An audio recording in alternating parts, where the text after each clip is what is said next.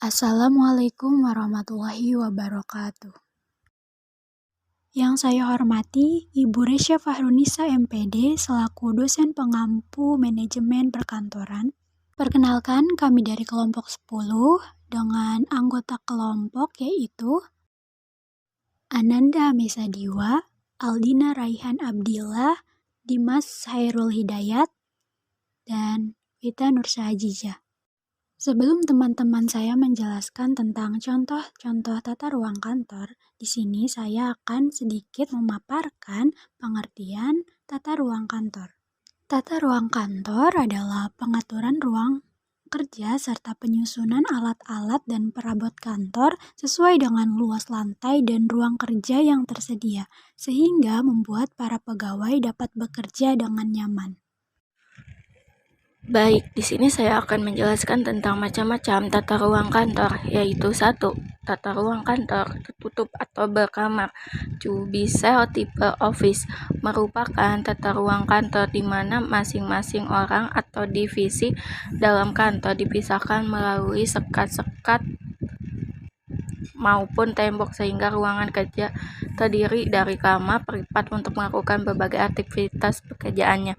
Bentuk dari ruangan kantor ini bisa tertutup penuh hingga bagian plafon, ada yang hanya dibatasi oleh sekat separuh badan maupun sekat tinggi manusia. Beberapa kantor dengan tata ruang tertutup ada yang memiliki pintu dan ada juga yang tidak berpintu. Untuk kantor yang tidak berpintu, sekat difungsikan untuk membatasi dengan pandangan mata agar dalam melakukan pekerjaan bisa lebih fokus, membuat kantor dengan tata ruang tertutup.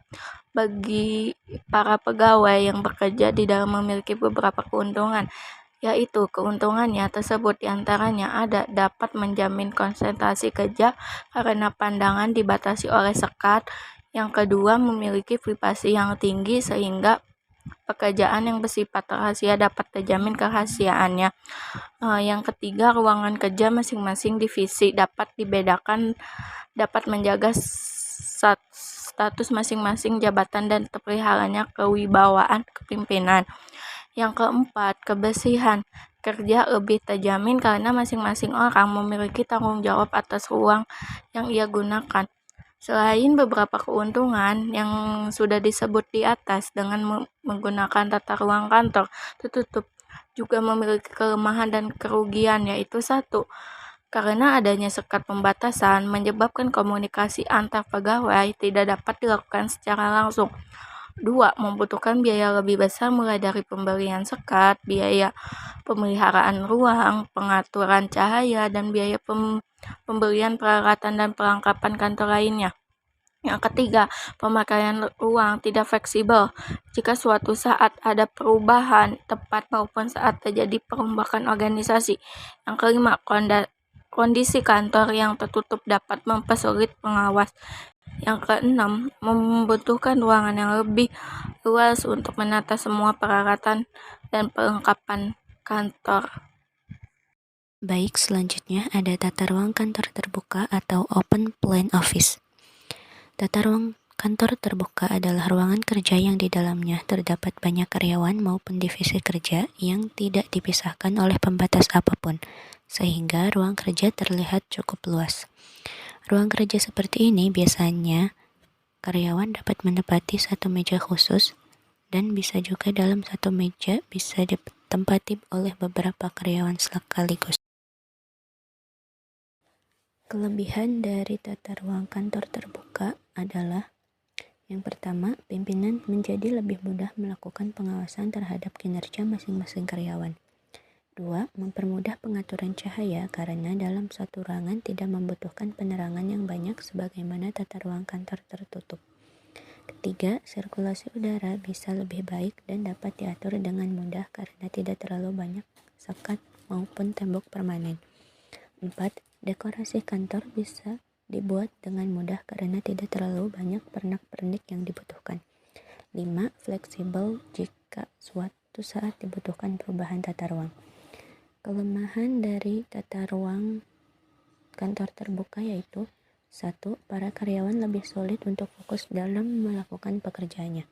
2. Melakukan pekerjaan berpotensi gaduh dan bising karena masing-masing orang bisa mengobrol dan bersenda gurau. 3. Batas kedudukan antara pimpinan dan bawahan tidak jelas. 4. Kerahasiaan pekerjaan tidak terjamin karena masing-masing orang dapat memantau pekerjaan orang lain.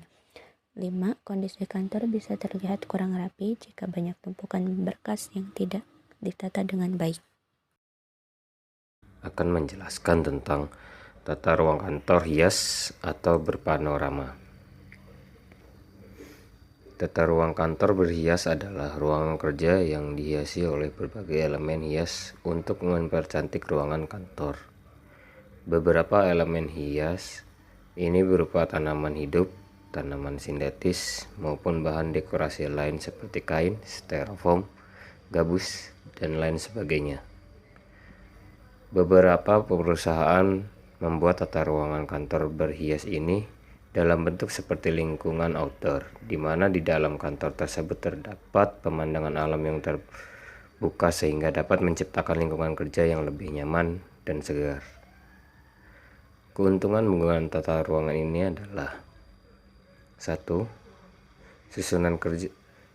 Suasana kerja dalam kantor lebih nyaman, sehingga para pegawai lebih betah dalam kantor. 2. Suasana yang nyaman dapat meminimalisir ketegangan syaraf dalam bekerja. Lalu yang ketiga adalah dapat menghindari kebisingan dan kegaduhan saat bekerja. Nomor 4, produktivitas kerja dapat meningkat karena dalam melakukan pekerjaan bisa dilakukan lebih efektif dan efisien. Lalu beberapa kerugian yang mungkin terjadi jika menggunakan tata ruang kantor ini adalah 1. Membutuhkan biaya yang besar untuk mendesain dan membuat dekorasinya. 2. Biaya pemeliharaan cukup tinggi. Lalu yang ketiga adalah membutuhkan tenaga ahli yang dapat menciptakan suasana yang sesuai harapan. Keempat, yang terakhir yaitu tata ruang kantor gabungan. Tata ruang kantor gabungan adalah ruang kantor yang terdiri dari gabungan antara beberapa bentuk ruang kantor tertutup, ruang kantor terbuka, dan ruang kantor berhias. Tata ruang kantor gabungan ini banyak digunakan karena dari ketiga bentuk ruang kantor yang telah dijelaskan oleh teman-teman saya mempunyai kerugiannya masing-masing. Dengan menggabungkan berbagai unsur yang terbaik, maka kondisi kantor gabungan bisa menjadi pilihan untuk menciptakan suasana kantor yang lebih kondusif. Itu saja yang bisa kami sampaikan. Semoga bermanfaat. Terima kasih. Wassalamualaikum warahmatullahi wabarakatuh.